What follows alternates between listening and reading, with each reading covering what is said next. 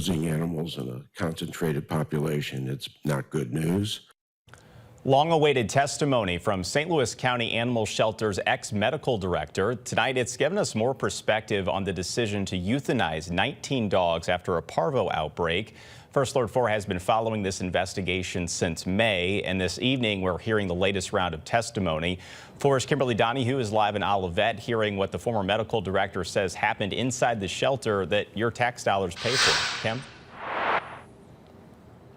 Corey, Dr. Doug Pernikov gave insight into his eventful 4 months as medical director of the shelter, going into detail about what he believes are the shelter's biggest issues and what factored into the decision to euthanize 19 dogs during the parvo outbreak. I wanted to help change the culture of the program. That's the reason Dr. Doug Pernikov told St. Louis County Council members he took the job as medical director of the animal shelter this past January. His work included getting a protocol in place regarding euthanizing animals.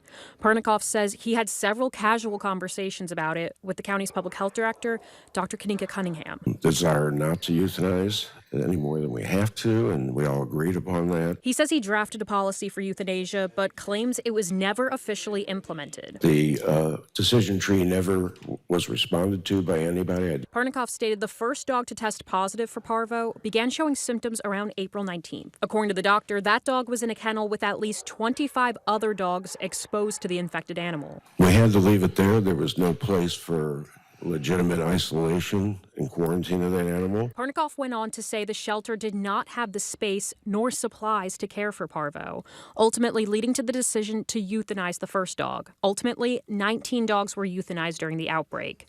Pernikoff says he never directly contacted Dr. Cunningham about the decision. Yeah, no, I was remiss for that, and I apologized to her. It was really the heat of the activity.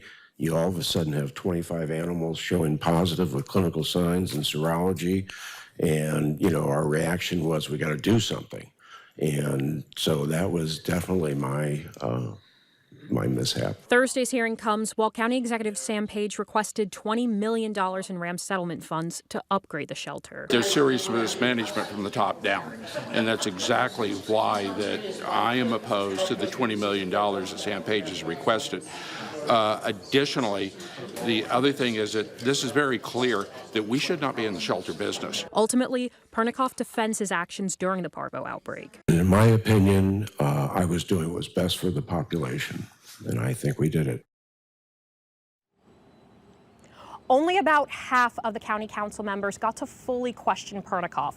His testimony, as well as that of others connected to the shelter, will continue at a later date.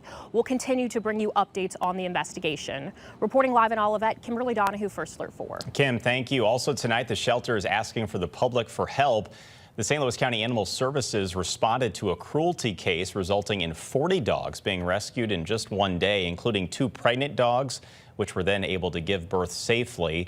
The shelter is asking for your help to adopt or foster animals. Right now, it is at capacity with 210 dogs.